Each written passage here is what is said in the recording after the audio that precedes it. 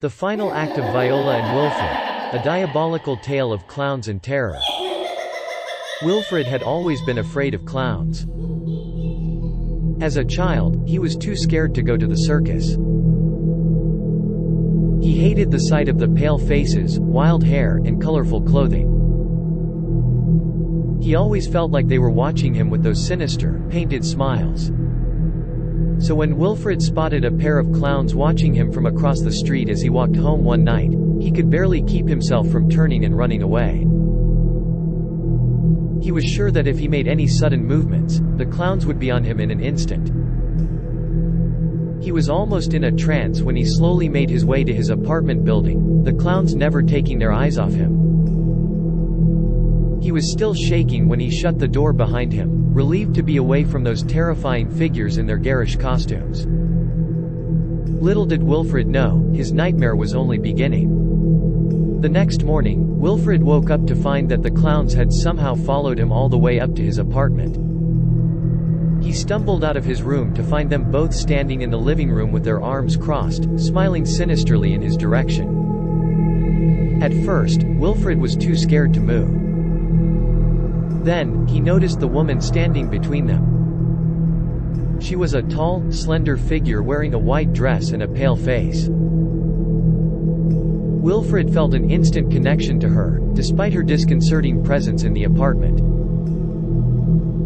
The woman introduced herself as Viola, and it became clear that the clowns were her entourage. Wilfred tried to understand why she was in his home, but all she answered was, "We have business to attend to." As the day progressed, Viola revealed that she was a witch. She had come to Wilfred's apartment in search of a powerful artifact that was said to be hidden in the walls. Wilfred had heard of the legend, but never put too much stock in it. Wilfred offered to help Viola locate the artifact, although he was still wary of the clowns who lurked in the shadows. He was even more afraid when Viola suggested that they hold a séance to help her find it. Wilfred agreed, although he was skeptical of its success. But as the ritual went on, strange things started happening. Objects began to float in the air, loud noises echoed through the apartment, and the clowns began to laugh uncontrollably. The air grew heavy and Wilfred felt trapped, as if his soul was slowly being drained from his body. Viola's voice suddenly changed, the words coming from her now sounding menacing and otherworldly. Then, a powerful force pushed Wilfred back, and he hit the wall with a thud.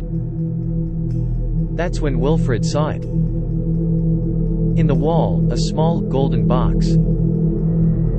It seemed to be calling to him. Wilfred grabbed the box and opened it, discovering a terrifying artifact that Viola sought. The artifact was so powerful, it caused Wilfred to instantly turn into a clown himself. Wilfred was horrified. He begged Viola to undo the spell, but she only laughed and said the only way to reverse it would be with her own death.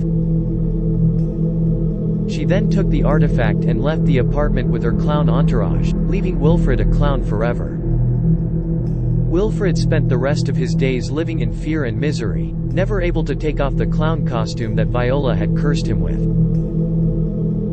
With every passing day, Wilfred felt more and more like his soul was being taken away from him, until one day it was gone completely. Years later, Wilfred's tragic story is still told around campfires. Children are warned not to mess with dark forces, and never to open any mysterious boxes they may come across. All in an effort to make sure that no one else ever has to experience the horror that Wilfred faced, all because of Viola and her clown entourage.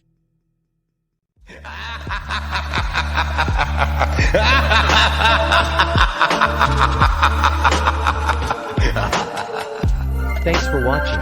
If you enjoyed the video, leave a like and tell us what you think in the comments. And of course, don't forget to subscribe.